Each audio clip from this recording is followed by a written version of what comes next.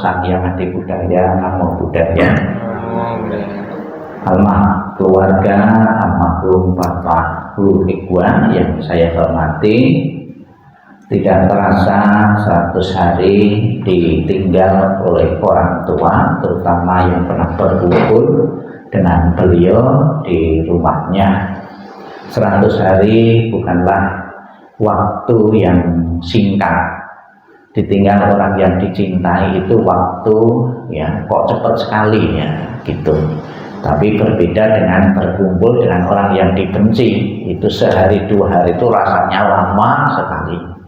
Tapi berkumpul dengan orang yang dicintai dan mengalami perpisahan karena kematian bukanlah gampang untuk melepaskan, untuk merelakan. Di saat kita melayat kepada orang lain, keluarga lain, bisa saja kita tuh ngasih nasihat, sabar ya, melepaskan ya, relakan saja. Bisa saja, lancar saja ucapan kita, nasihat kita. Tapi ketika sesuatu yang berpisah itu anggota keluarga sendiri, darah daging kita sendiri, ternyata tidak mudah untuk melepaskan begitu saja. Kenapa? Karena kita sudah berkumpul sekian puluh tahun, sesuatu yang sudah berkumpul puluhan tahun itu membentuk ikatan-ikatan batin yang sulit untuk dilepaskan. Ya, namun bagaimanapun juga Sang Buddha pernah memberi nasihat beberapa kali di beberapa kesempatan kepada keluarga-keluarga yang ditinggal kematian itu. Renungkanlah bahwa kematian itu pasti ada, akan sia-sia jika engkau meratapi yang mati, diratapi dengan cara apapun, ditangisi dengan cara pun juga tidak pernah akan kembali. Justru yang masih sehat, yang masih hidup, kalau terlalu lama meratap dan menangisi, justru akan mempengaruhi kesehatan yang diperolehnya. Maka yang bijaksana adalah menerima, melepaskan. Dari ajaran Sang Buddha itu sebetulnya sederhana bagi mereka yang sering belajar bisa memahami, membantu seseorang untuk mengalami perubahan itu secara wajar. Kadang-kadang kita menerima perpisahan tidak wajar, kita terlalu menyesal, kita tidak menerima hukum-hukum alam, hukum-hukum semesta ini. Padahal hukum semesta itu mau tidak mau ya, senang atau tidak suka pasti akan terjadi juga. Almarhum tunduk pada hukum ketidakkekalan yang berlaku kepada siapapun, harus tunduk. Seseorang yang tunduk pada hukum-hukum alam itu akan selaras, akan bahagia hidupnya. Tapi sebaliknya kalau orang itu melawannya, memberontaknya, menolaknya, justru akan jadi sasaran penderitaan-penderitaan. Maka yang bijaksana melepaskan, merelakan, mengikhlaskan, itu yang paling, orang yang paling bisa menerima, paling bahagia. Itu pesan Sang Buddha. Bapak Ibu saudara sekalian yang saya hormati, Sang Buddha ternyata juga pernah belajar juga pada ajaran-ajaran sebelumnya. Itu dijelaskan bahwa manfaat dari pelimpahan jasa atau mendoakan kepada orang yang telah meninggal itu akan menerima ayu sunat ya, ayu wanu sukang balang, kebahagiaan, kekuatan dan kebahagiaan panjang umur ya. Kenapa kok Sang Buddha juga menyangkut panjang umur ya? Karena sesering mungkin kita melakukan pelimpahan jasa, umur yang meninggal itu kan panjang, akan disebut terus seolah-olah masih hidup. Maka di kalangan masyarakat Chinese di rumah-rumah itu ada meja leluhur agar orang tuanya yang telah meninggal itu panjang terus seolah-olah masih hadir di tengah-tengah keluarga. Itu salah satunya manfaat dari pelimpahan jasa itu, memperpanjang umur ya. Di samping memperpanjang umur yang meninggal karena masih sering disebut-sebut, juga memperpanjang umur kita karena masih menyebut-nyebut orang yang telah mati, orang yang telah tiada, memperpanjang umur. Itu manfaat yang pertama. Kemudian Bapak Ibu saudara sekalian, sebagai umat Buddha tentunya kita perlu belajar menggunakan objek-objek kematian itu sebagai objek untuk mencapai kesucian. itu kan jarang terpikir. Lebih banyak objek-objek kematian itu dipakai untuk objek perundungan, kesedihan dan ratapan. Tapi bagi orang-orang tertentu, ya, Sang Buddha mengarahkan kepada umatnya, jadikanlah objek-objek kematian itu sebagai alat dan sarana untuk mencapai kesucian. Apakah ada? Banyak contoh-contohnya. Yang pertama, kisah Patacara. Patacara itu seorang wanita, seorang ibu kehilangan seluruh anggota keluarga dalam waktu yang hampir bersamaan. Sang Buddha ingin agar Patacara bukan kematian keluarganya untuk sedih terus, ratap terus sebagai ungkapan bakti. Ternyata tidak demikian. Jadikanlah objek kematian itu sebagai objek melakukan perenungan terhadap kematian dan bisa mencapai kesucian. Dijelaskan Patacara ini yang pertama kehilangan suaminya karena dipatuk ular. Yang kedua kehilangan kedua anaknya. Yang pertama hanyut di sungai waktu menyeberang, ya. Kemudian satunya anaknya itu dibawa burung elang. Kemudian berikutnya dia pulang ke rumah sebatang kara, dia mendapat kabar kedua orang tuanya itu mati bersamaan karena satu kecelakaan atau bahaya. Kemudian Sang Buddha pun menggunakan objek-objek kematian dari keluarga yang meninggal itu, bagaimana Patacara bisa menghasilkan kesucian. Ternyata pesan Sang Buddha, renungkanlah bahwa kamu kehilangan orang-orang dekatmu itu bukan saja hari ini saja, waktu ini saja, kelahiran-kelahiran yang lalu pun kamu telah banyak kehilangan saudara-saudaramu karena kematian. Waktu itu di India yang dominan percaya hukum kelahiran kembali. Kemudian Patacara merenung, apa gunanya saya setiap saat itu ditinggal kematian, saat hari ini saya tidak bisa menerima. Direnungkan, akhirnya setelah menerima nasihat Sang Buddha, pesan moral Sang Buddha itu, di samping menyadari mengikhlaskan orang-orang yang telah pergi, ya, Patacara ini menghasilkan kesucian tingkat pertama, Sotapanna. Apa ketika Sotapanna? Yang pertama itu bahwa tidak ada aku yang kekal dalam diri kita, tidak ada roh yang kekal di dalam diri kita. Jadi ajaran Sang Buddha satu-satunya ajaran yang melawan arus, ya. Kebanyakan orang itu percaya dalam diri seorang itu ada roh yang kekal. Agama Buddha, Sang Buddha tidak mengakui kalau itu roh itu kekal. Orang yang jahat tidak bisa jadi baik, orang baik tidak bisa jadi jahat kalau roh itu sudah kekal. Karena ada perubahan, ya, ada ketidakkekalan, maka kemungkinan, ya, besar untuk bisa berubah dengan ajaran-ajaran Sang Buddha. Itu yang pertama, tidak percaya adanya keakuan. Kemudian yang kedua, Sang Buddha itu, Patacara itu yakin betul pada nasihat Sang Buddha, kepada ajaran Sang Buddha, ya, itu. Kemudian yang ketiga, dia tidak ragu-ragu lagi terhadap ajaran Sang Buddha. Begitu menerima ajaran Sang Buddha, yakin dipraktekkan, kemudian bisa menghasilkan kesucian-kesucian, ya. Itu hadiah, ya, satu keberhasilan yang luar biasa dari perenungan orang-orang yang dicintai, bisa menghasilkan kesucian itu. Kemudian yang kedua, kisah Gotami. Dia kehilangan satu-satunya anak tunggalnya.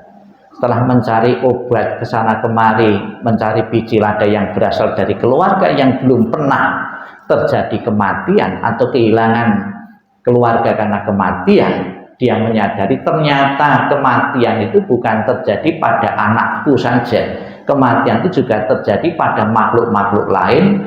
Keluarga-keluarga lain pun juga pernah mengalami kematian yang sama ketika seperti saya alami. Bahwa dia menyadari hukum kematian itu hukum universal, berlaku bagi siapapun tanpa kecuali, orang yang dicintai maupun orang yang dibenci. Menyadari seperti itu, akhirnya kisah Gotami pun menghasilkan kesucian yang pertama. Kemudian yang ketiga, kisah Wisaka. Wisaka setiap hari itu menangisi cucunya, ya, menangisi cucunya yang baru saja yang meninggal Ya, ketika menangisi cucunya yang meninggal, ya, kemudian ketemu Sang Buddha menasihatkan, cucumu orang banyak sekali. Apakah setiap hari, setiap saat kamu akan menangisi, ya, cucumu terus menerus? Ya, ternyata Pisangka itu menyadari, oh apa gunanya seperti ini? Kalau cucu saya 50, 100 orang, apakah setiap hari saya nangis terus? Ternyata menyadari, akhirnya Wisaka pun juga bisa menghasilkan satu kesucian atau penyadaran. Demikian pula Bapak Ibu Saudara sekalian, memang tidak mudah untuk menerima kematian orang-orang dekat kita. Namun demi kebahagiaan kita, ya, demi kebahagiaan bersama, dan bisa menata kehidupan kembali, ya, seperti semula, ya, untuk segera menerima dan melepaskan, ya, tentang kematian yang terjadi dalam keluarga-keluarga itu, untuk segera mungkin, ya, untuk hal-hal yang bermanfaat daripada merudungi, merangisi dan menatapi, ya. Bukan berarti kita melupakan itu, tidak mempunyai bakti yang tinggi kepada orang tua, tidak demikian, ya. Setiap saat sebagai wujud bakti itu kita melakukan pelimpahan jasa. Pelimpahan jasa tidak terbatas sembahyang hari ini, kasih buah, kasih makanan, terus baca parita, tidak selamanya seperti itu. Kebajikan yang bisa dilakukan Bapak Ibu setiap saat, misalnya ada orang tua mau menyeberang, ya, takut dituntun diseberangkan. Kebajikanku yang kuperbuat kepada orang tua ini, kulimpahkan kepada ayahku yang baru saja meninggal, semoga berbahagia di alam sana. Kemudian ada orang miskin, kita ngasih uang 1.000, 2.000, ya, kulimpahkan kebajikanku dari berdana, dari memberi uang kepada orang miskin, kepada keluargaku yang baru saja meninggal, semoga berbahagia. Jadi banyak sekali kebajikan-kebajikan yang dilakukan keluarga untuk dilimpahkan kepada orang tua yang telah tiada. Bapak Ibu Saudara sekalian yang saya hormati, di samping menghasilkan kesucian sebagai perenungan-perenungan terhadap orang yang telah mati, terhadap orang yang mati itu pun bisa kita lihat, kita renungkan untuk mengubah kehidupan kita lebih baik lagi. Misalnya Pangeran Siddhartha, salah satunya motivasinya kenapa dia meninggalkan keduniawian, salah satunya itu karena melihat orang mati, ya, melihat orang mati. Kemudian dia bertapa untuk mencari jawaban kenapa bisa orang mati, ya, mencari jawaban sebagai seorang pertapa akan akhirnya diketemukan kenapa orang bisa mati, karena masih mempunyai nafsu keinginan yang rendah. Jadi bisa mengubahnya kehidupan kita lebih baik lagi, meningkatkan kesadaran kita kepada spiritualitas yang lebih tinggi lagi. Kemudian Bapak Ibu Saudara sekalian yang saya hormati, tujuan dari pelaksanaan pelimpahan jasa ini adalah membantu antisipasi sekiranya almarhum saat ini belum telah di alam bahagia, doa-doa yang kita bawakan itu benar-benar berguna dan bermanfaat bagi beliau. Ilustrasinya, apakah bisa membantu, ya, seseorang yang mati dibantu yang hidup itu? Ilustrasinya ada sebuah cerita demikian.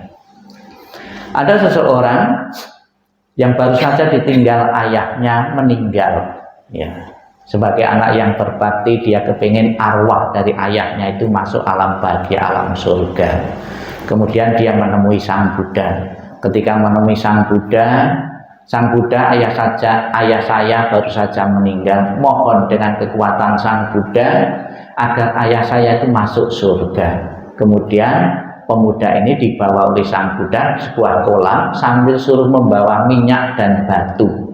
Telah ketemu minyak dan batu dan ketemu kolam, Sang Buddha menyuruh pemuda itu untuk melemparkan batu tadi ke kolam, minyak tadi ke kolam juga.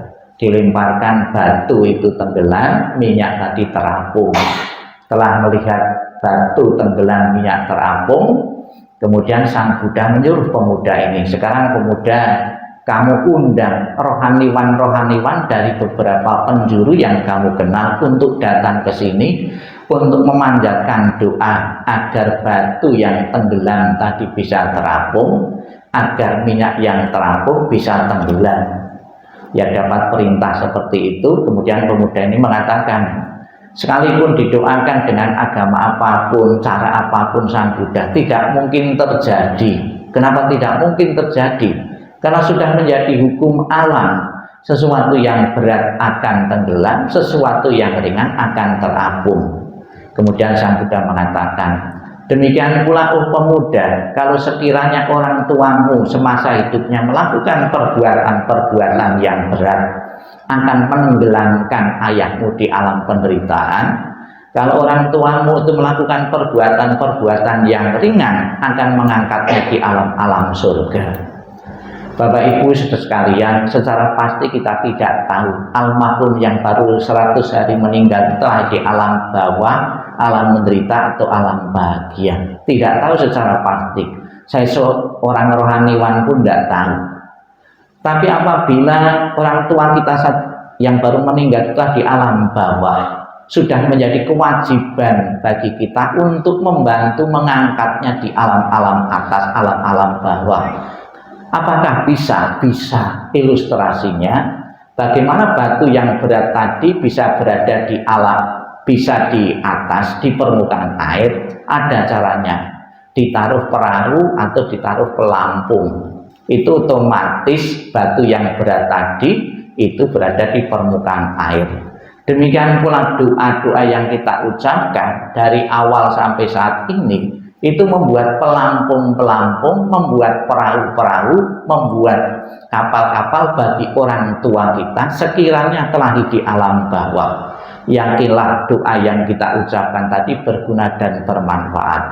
Ilustrasi yang lain, ya, saya pernah mendengar di ilustrasi yang lain, orang tua itu ibaratnya sedang kesulitan terapung-terapung di air. Bagaimana yang berguna dan manfaat orang yang terapung di air? Apakah dikasih uang, dikasih materi? Ternyata tidak. Dikasih pelampung, ya, itu akan bermanfaat. Pelampung itu apa? Ya, doa-doa yang kita ucapkan itu. Maka sudah menjadi tradisi dan kebiasaan di kalangan umat Buddha dan yang lain, setiap ada orang yang mati pasti didoakan, karena tahu nilai dan manfaatnya, kegunaannya, yaitu membantu mengangkat orang tua kita di alam-alam atas.